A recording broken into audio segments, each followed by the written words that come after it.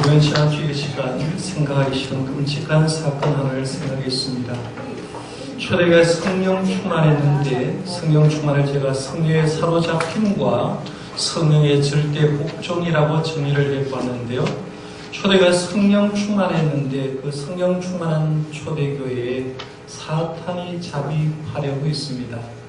아나니아와 삽비라를 통해서 헌금함을 통해서 성령 충만한 교회에 잠입하려다가 성령 충만한 베드로에게 들통이나게 되고 아나니아와 삽비라가 그 자리에서 즉사하는 그런 사건이었습니다. 구약 성경 말씀에 봐도 구약 성경에 보면 이 아나니아와 삽비라 같은 일이 일어나는 것을 지난주 대표적으로 말씀드렸는데요. 대표적인 얘기를 하나를 좀 해드리려고 합니다. 아나니아와 삽비라가 있듯이 구약에도 아시로 시작되는 한 사건이 있죠. 아간 사건이라고 얘기할 수가 있습니다. 아간 사건을 제대로 이해하려고 하면 구약 성경 여호수아의 말씀에 나오는 여리고성 점령 사건에 대한 선이해가 좀 필요합니다. 하나님은 여리고성을 향하는 여호수아를 만나주는데 칼을 든 여호와의 군대 장관이 여호수아를 만나게 되고 여호수아에게 이렇게 말을 합니다. 여호수아 5장 15절에 보면 내 발에 신을 벗으라 내가 선 곳은 거룩하니라 라는 말이 나옵니다. 여호수아에게 여호와의 군대 장관이 이렇게 말했지만 이 말은 처음 얘기하는 것이 아니라 떨기나무 불꽃 가운데 하나님의 임재를 경험했던 모세에게 준 말씀도 똑같은 말이죠. 내 발에서 신을 벗어라 네가 선 곳은 거룩하니라 라고 말합니다. 모세에게 소명을 줄 때도 똑같은 말씀을 했는데 여호수아에게도 이 말씀을 준 걸 봅니다. 하나님이 거룩하니까 하나님의 백성 너희들도 거룩하라라고 얘기합니다. 근데 교회의 힘이 어디서 나온다고 생각합니까? 성도의 힘이 어디에서 나온다고 생각합니까?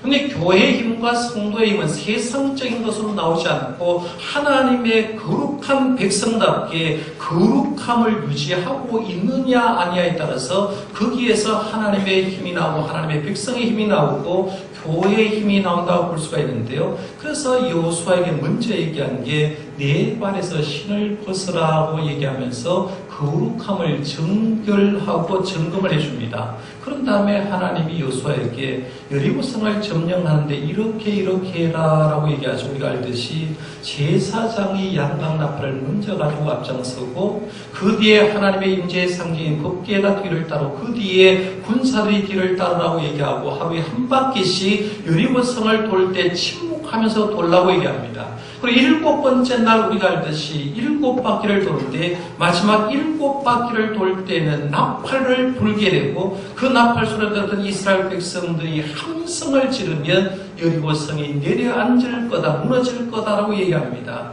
세상 역사에 이런 전쟁 치룬 적은 전무후무합니다. 오직 여리고성을 점령할 때만 그렇게 얘기했습니다. 여리고성 전쟁을 히브리어에는 뭐라고 정의하느냐 하면 나타티 전쟁이라고 얘기합니다. 아마 여러분 신앙생활하면서 여리고성의 점령 얘기를 수없이 많이 들었는데 이 설교를 오늘 처음 들을 겁니다. 여리고성의 점령 전쟁은 나타티 전쟁이라고 얘기하는데요. 히브리어로 나타티라는 말은 나탄에서 나온 말입니다. 이 나탄에는 여러 가지 뜻이 있는데 첫 번째는 내 손에 다 주었다라는 그런 뜻이 있고요. 두 번째는 내게 다 허락했다라는 그런 뜻도 있습니다.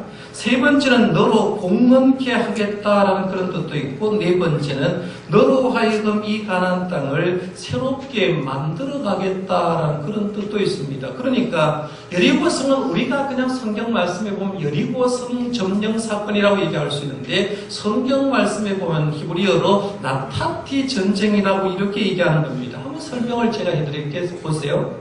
이스라엘 백성이 출애굽을 하고 광야 40년 생활했습니다. 출애굽 2세대들은 다 광야에서 죽어나갔죠. 출애굽 2세대들만 가나안 땅에 들어오게 됩니다. 왜 그들이 가나안 땅에 들어왔는가? 이유는 간단합니다. 하나님이 아브라함에게 가나안 땅을 주기로 약속했기 때문에 들어온 거죠.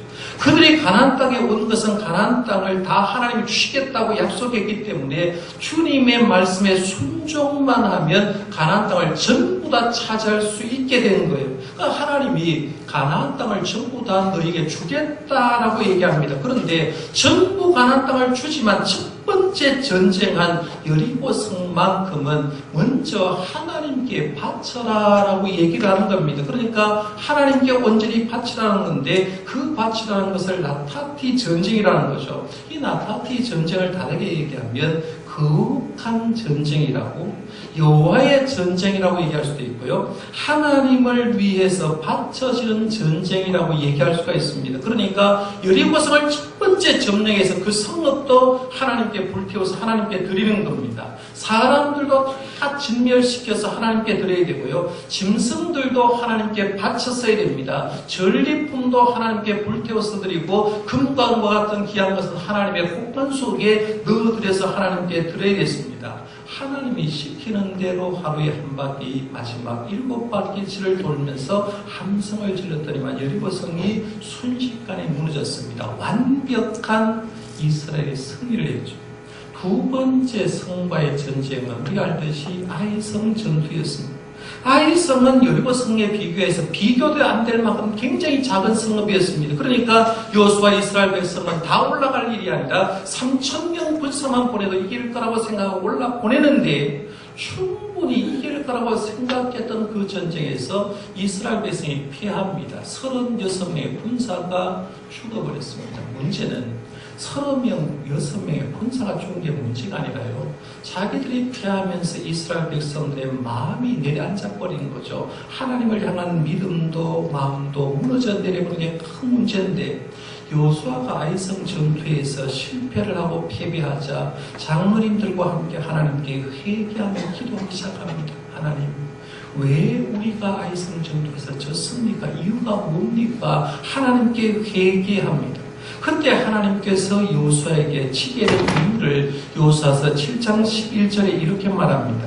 이스라엘이 범죄하여 내가 그들에게 명령한 나의 언약을 어겼으며 또한 그들이 온전히 바친 물건을 가져가고 도둑질하며 속이고 그것을 그들의 물건들 가운데 두었느니라고 했습니다. 한마디로 말하면 너희들이 왜 아이성 전투에 졌느냐라고 했을 때 하나님께 거룩하게 바쳐야 될 여리고성 전투를 하면서 그 여리고성 전투 가운데 백성 가운데 한 사람이 물건을 가져갔다. 내 물건 가져갔다는 거예요.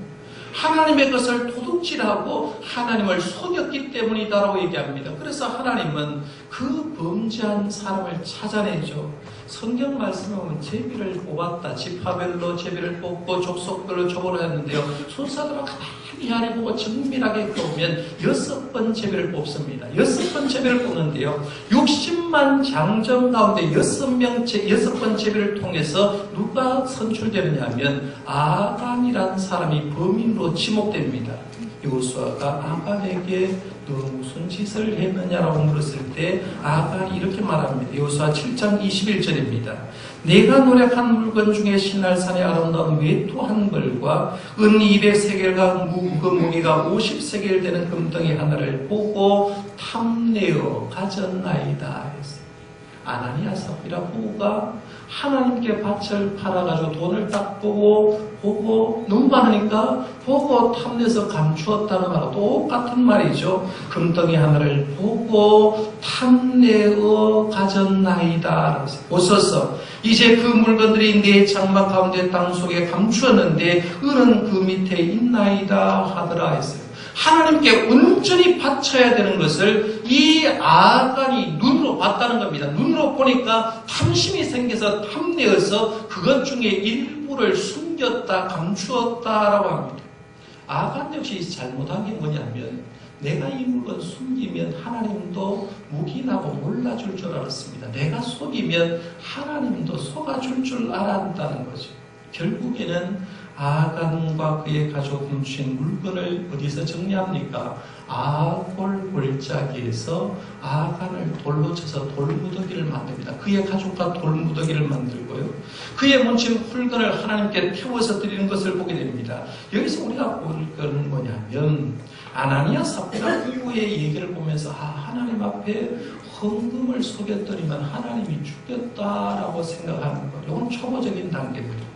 아간이 전리품을 욕심내서 숨겼더니만 하나님이 아간을 죽였고 그의 가족을 죽였다라고 하는 것, 표면적으로 나타난 걸 보는 것은 표면적인 거라는 거죠. 우리가 성경을 보면서 여기에서 하나님의 메시지가 뭐냐는 거예요. 왜 하나님이 아나니아 삽비라 불을 죽였을까? 왜 아간을 죽였을까? 하나님이 바라신 게 뭘까 하는 거예요.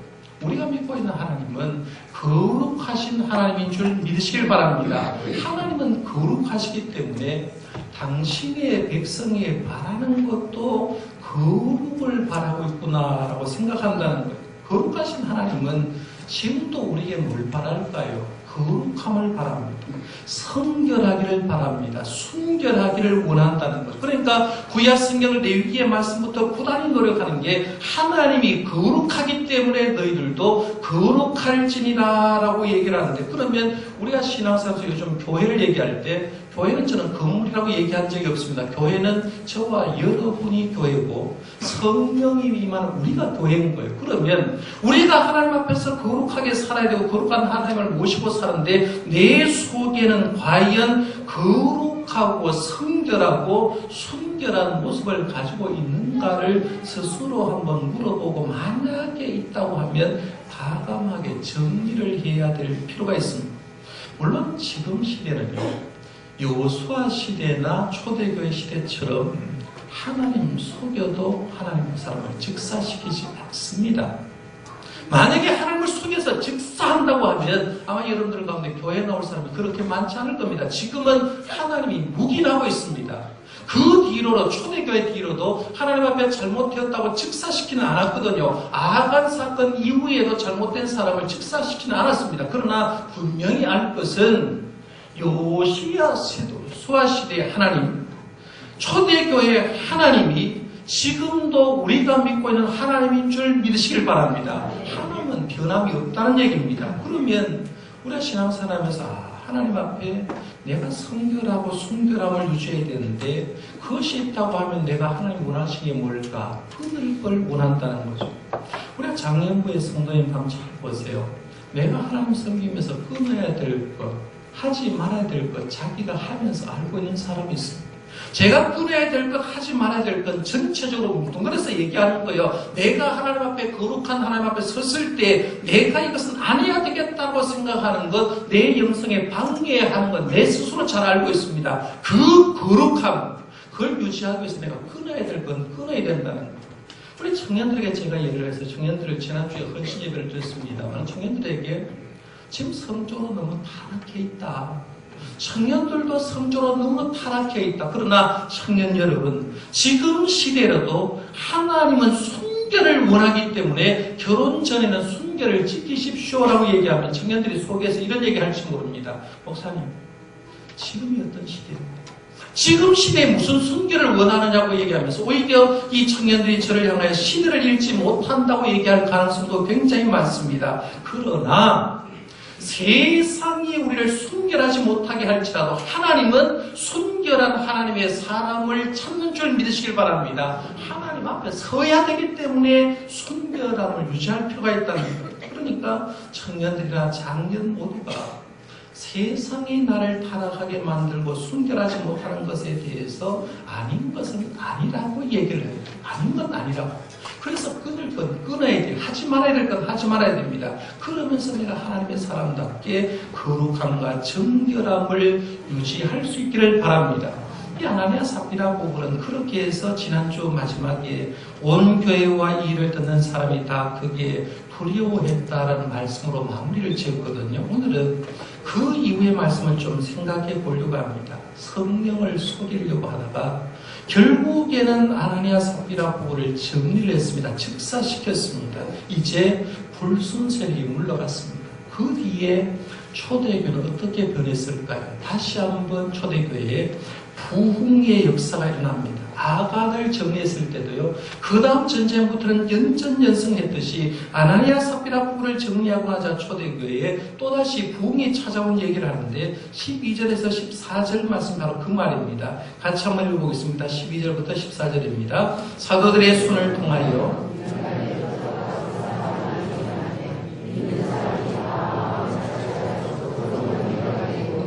그 나머지는 감히 그들과 상종하는 사람이 없으나 백성이 칭송하더라. 믿고 주께로 나오는 자가 더 많으니 남녀의 큰 무리더라. 아멘. 성령을 속이려고 잠입하려고 사탄이 왔다가 정리를 딱 해봤더니만 다시 한번 성령님이 역사를 하니까 초대교회 부흥이 있는데요. 부흥의 요소 4가지를 오늘 본문은 잘 소개를 하고 있습니다. 첫 번째가 표적과 기사가 나타났다라고 합니다. 12절 상반절에 보면 사도들의 손을 통하여 민간의 표적과 기사가 많이 일어나매라고 얘기합니다.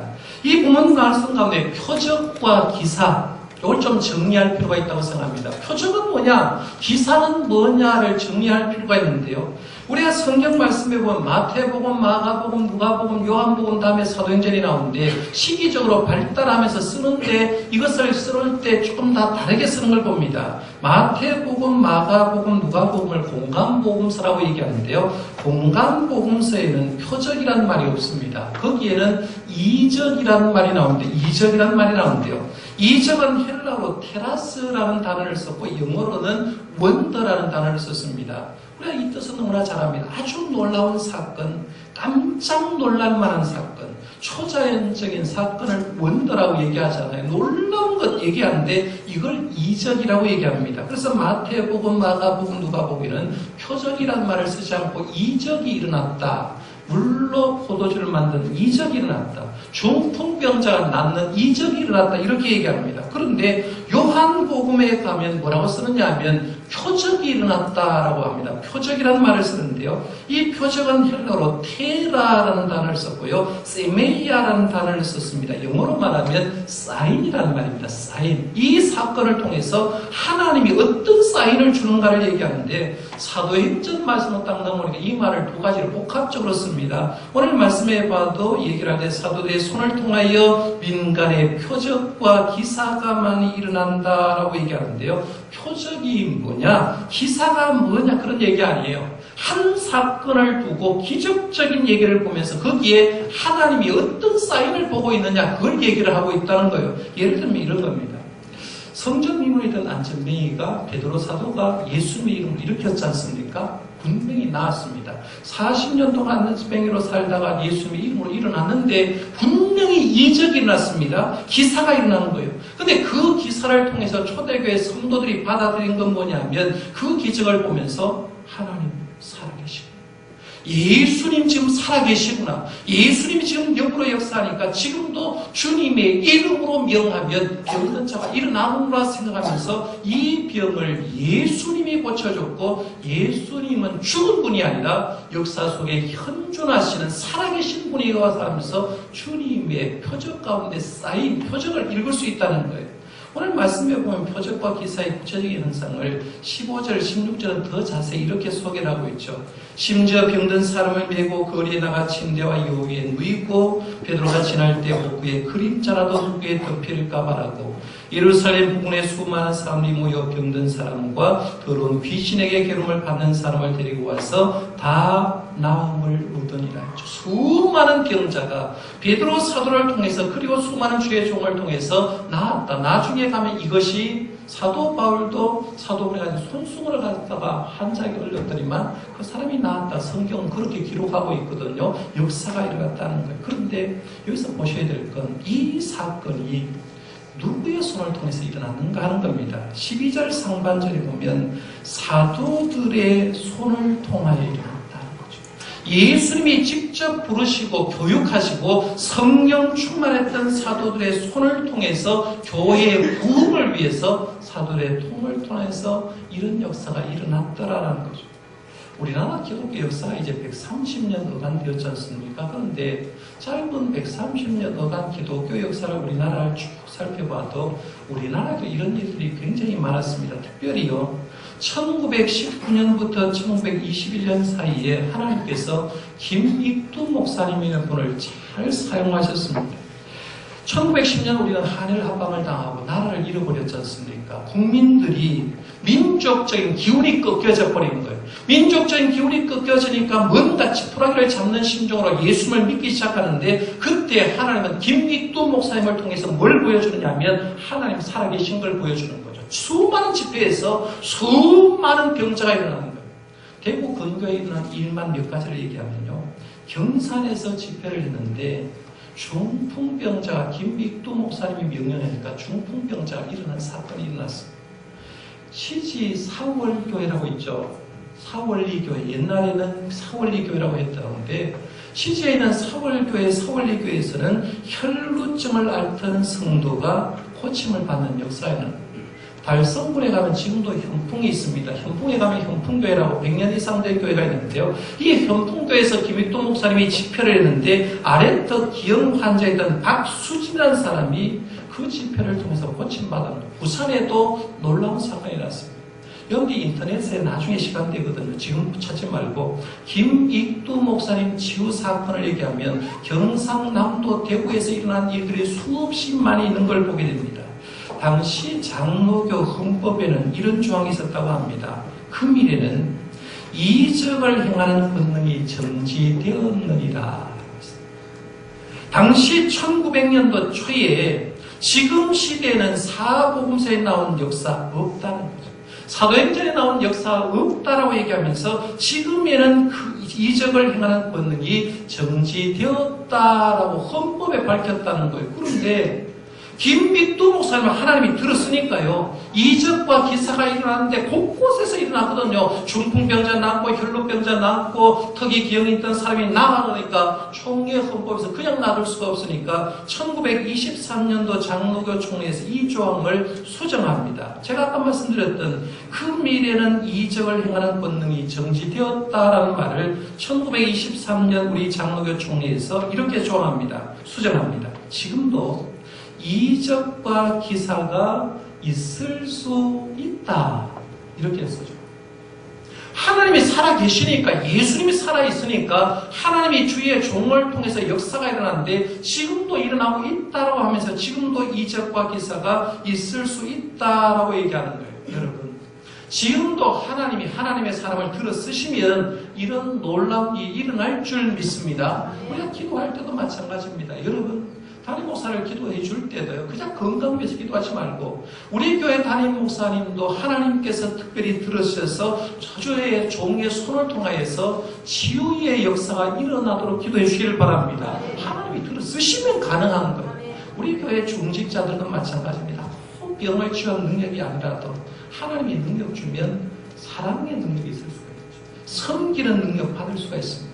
화해하는 능력을 받을 수 있고 상담해주는 능력도 받을 수가 있습니다. 남을 도와줄 수 있는 능력도 받을 수 있습니다. 우리가 주님께서 쓰시는 종이 되었어요. 하나님 앞에서 쓰임받는 저와 여러분들 되시기를 바랍니다. 그다음에 초대교회 말씀에 보면 부흥의 두 번째 요소를 열심히 모였다라고 얘기합니다.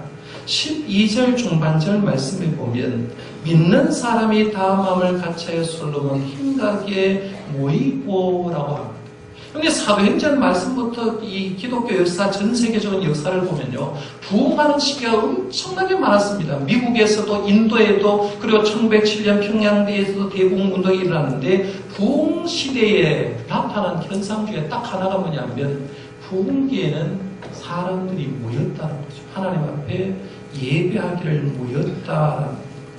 여러분, 지금 여러분이 부흥한가, 여러분의 신앙이 부흥한가 안 한가를 쉽게 알 수 있는 방법이 하나 있어요. 점검을 해보시면 돼요. 내가 모이기를 힘쓰고 있는가, 내가 하나님 앞에 예배가 기쁘고 주님 앞에 가는데 주일 낮 예배도 가고 싶고 찬양 예배도 가고 싶고 수요일도 가고 싶다라고 느끼는 사람 심령이 지금 부흥하는 거예요. 그런데 주일 예배를 잘 드리다가 가기가 싫어지는 사람이 있습니다. 예배가 뜸한 사람이 있습니다. 말하지 않아도 그분의 영혼은 지금 부흥에서 식어지고 있다는 겁니다. 그러니까 별것 아닌 것 같아도요, 오늘 말씀 한번 보세요. 아나니아와 삽비라 죽음을 보았고 그의 소식을 들었던 성도들이 자연적 어디에 모이느냐 하면 솔로몬 행각에 모였다라고 하죠. 12절 중반절에 다 마음을 같이해 솔로몬 행각에 모였다. 솔로몬 행각은 여러분이 지금 그림에 보겠습니다만 제가 지금 안 보여서 뒤에 눈이 없어서 보이죠? 솔로몬 행각이 나옵니다. 160개의 기둥이 있고요. 벽은 켜져 있습니다. 지붕은 덮여져 있습니다. 이 솔로몬형의 벽이 없는 이제 복도시라고 생각하면 되는데 솔로몬 행각에서는 늘 뭘 했느냐 하면 가르치고 토론하는 일이 있습니다. 그러니까 솔로몬 행각이 성경에 나오면 가르치고 토론한 장소였다 이렇게 생각하시면 됩니다. 뭘 논하고 가르치고 배우려고 하면 솔로몬 행각에 가서 배우는데 지금 이 성령이 충만하고 아내의 삽비라고가 정리가 되자 성도들이 자발적으로 어디로 가냐면 솔로몬 행각으로 모였거든요. 왜 모였겠습니까? 말씀 듣고 싶어 모인 거죠. 예수님이 누군가 알고 싶어서 모인 거예요. 그래서 그들이 베드로 사도가 모이지 말라고 해도 그들이 모여서 하나님 앞에 냈는데 만약에 자칫 잘못하면요. 사내들인 공의 사람은 뭐 할까요? 우리 사도행전 4장 말씀에 베드로 사도가 사내들 공에 잡혀갔던 얘기 있습니다. 협박했잖아요. 예수 이름을 말하지 말고 전하지 말라라고 얘기했거든요. 그러면 솔로몬 행각에 잘못 가면 예수 믿는 사람 핍박받을 가능성이 굉장히 많았습니다. 그런데 사람이 모였거든요. 왜 모였냐는 거죠. 이유가 뭐냐? 아나니아 삽비라 죽는 사건하고 그들이 모이는 사건이 무슨 연관이 있냐 생각해 보세요. 아나니아 삽비라가 성령을 속이려고 하다가 죽었습니다. 그 죽은 사건을 통해서 예수 믿는 사람이 뭘 깨달았을까요? 하나님 살아계시다. 예수님 지금 살아계시다고. 예수는 죽은 분이 아니라 영으로 지금도 살아계신 분이기 때문에 우리가 예수 믿는 걸 다시 한번 각인하면서 예수님에 대해서 알고 싶어서 솔로몬 행각으로 모여서 말씀을 듣기 시작하는 거예요. 한마디로 말하면 초대교회 성도들은요, 부활신앙이 분명했습니다. 사내들공이 박해도 걱정 없다. 우리가 설령 죽는다고 할지라도 예수님이 부활하셨더니 우리도 부활할 줄 믿는다는 확신이 있었기 때문에 말씀 들으려고 솔로몬 행각으로 모였다는 겁니다. 여러분 예배 자리로 모이는 거하고요. 믿음의 관계는 굉장히 밀접합니다. 지난주에 제가 청년부 헌신예를 들으면서 제가 19년 전에 썼던 논문 얘기를 해드렸어요. 제가 청년들 스트레스를 관리하면서 청년들이 교회에 나오는 거하고 스트레스를 해결하고 어떤 연관성이 있는가를 조사를 해봤을 때 예배 참여 횟수하고 믿음의 관계는 유의미한 관계가 있다고 말씀드렸어요. 다시 쉽게 얘기하면 예배를 잘 참석하는 거하고 믿음은 밀접한 관계를 가지고 있다. 여러분의 믿음을 얘기하지 않은 관계가 없어요. 여러분들이 예배 생활을 어떻게 하느냐를 보면 그 사람의 믿음을 보여주는 거예요. 그걸 보면서 지금도 통계 조사를 하면 그대로 나올 거라고 생각하는데요. 오늘 말씀에 나오는 초대교회 성도들이 바로 마음을 갖자의 솔로몬 행각에 모였다라고 합니다. 그런데 반대로 믿음 없는 사람은 어떻겠습니까? 13절에 보면 그 나머지는 감히 그들과 상종하는 사람이 없으나라고. 왜 상종하는 사람이 없을까요? 한마디로 말하면 믿음 없는데 교회 가서 이런 쿵저런 얘기하다가 자기도 아나니아 삽비라처럼 죽을까 싶으니까 아예 상관을 하지 않았다는 얘기입니다. 그러니까 여기서 보는 게 뭐냐면 우리가 내가 부흥을 원한다. 내가 뜨거움을 원한다.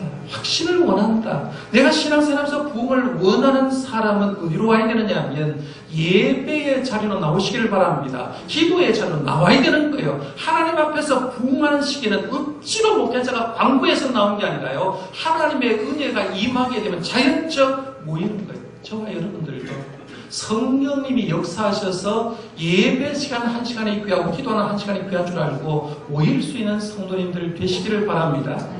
그 다음에 세 번째 부흥의 요소는 백성들이 칭찬을 받기 시작합니다. 13절 하반절에 보면요.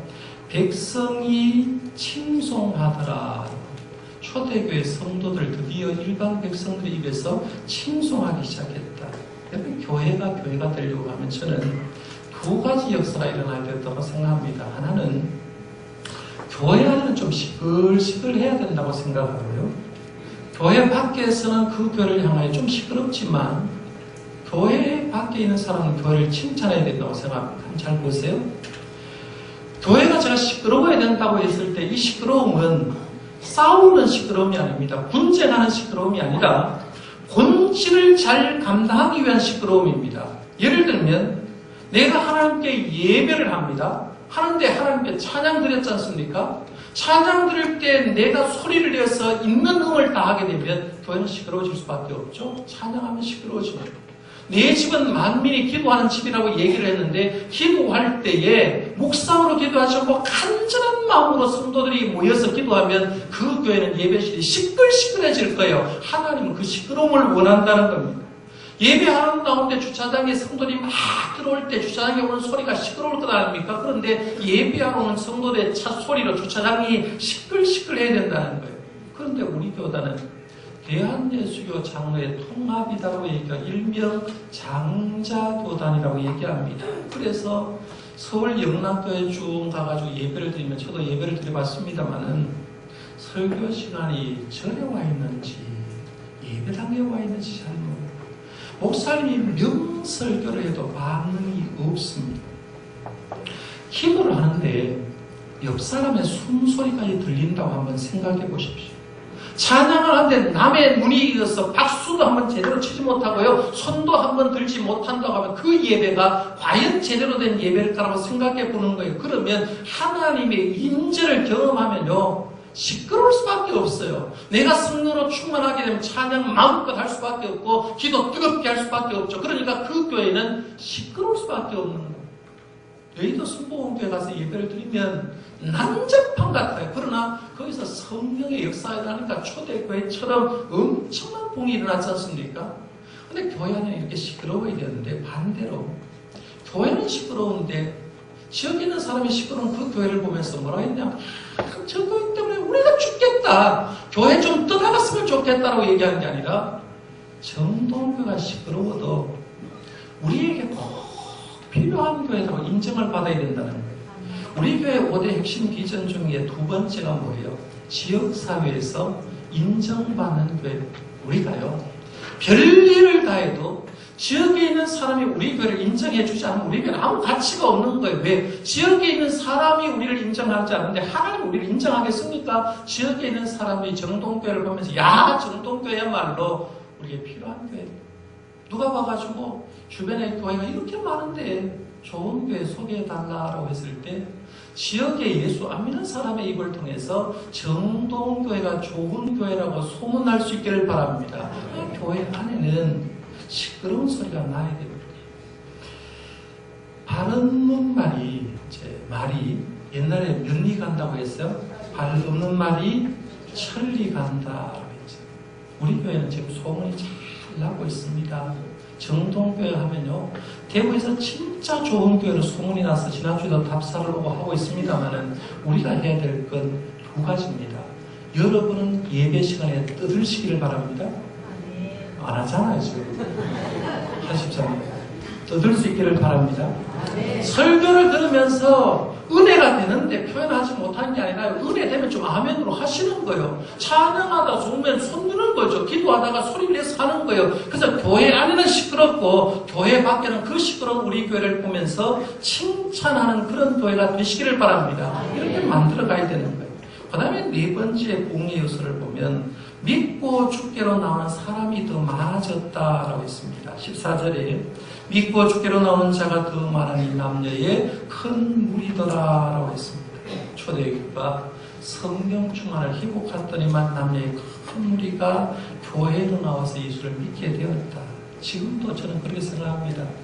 교회 공이 안 된다는 말을 많이 하거든요. 목회자의 패배의식이 굉장히 강합니다. 저는 반대로 교회가 교회의 모습만 회복하고 성령 충만하면 하나님이 그 교회에 하나님의 사람을 붙여주는 줄 믿습니다. 우리 교회가 바로 그런 교회인데요. 계속해서 믿고 주께로 나오는 사람이 더 많이 생겨야 되는 거예요. 자, 말씀을 정리하겠습니다. 아나니아 삽비라 부부는 헌금하다가 그 헌금을 통해서 사탄이 잠입하려고 했는데 성령 충만했던 베드로가 막았습니다. 성령 하나님이 교회를 지켜준 거죠. 그랬더니만 다시 초대교회가 부흥이 일어났습니다. 이제 우리가 할 일은 아나니아 삽비라 부부를 통해서 보면서 여러분이 보셔야 돼요. 여러분이 보여야 된다는 말입니다. 내가 보여야 되는 거예요. 내 속에 하나님이 싫어하는 불순 세력, 하나님은 거룩하기를 원하고 하나님은 순결하기를 원하는데 내 속에 하나님의 불꽃 같은 눈동자로 봤을 때 더럽고 순결하지 못한 것이 있으면 과감하게 여러분 스스로 제거해야 돼요. 목회자가 그걸 해줄 수는 없지 않습니까? 목회자가 여러분 찾아가 당신 이런 죄 있지 않습니까? 그 얘기하실 줄 알면 그분 교회에 나올 분 하나도 없을 거예요. 성령님이 터치하시면 내가 잘못한 거 빨리 제거하셔야 됩니다. 그리고 성령 안에서 온전히 회복하게 되면 다시 한번 우리의 심령에도 우리 교회에도 부흥의 역사가 일어날 줄 믿습니다. 여러분 개인도 우리 교회에도 다시 한번 하나님 주신 성령의 놀라운 부흥의 역사를 경험하는 저와 여러분들 되시기를 바랍니다. 기도하겠습니다.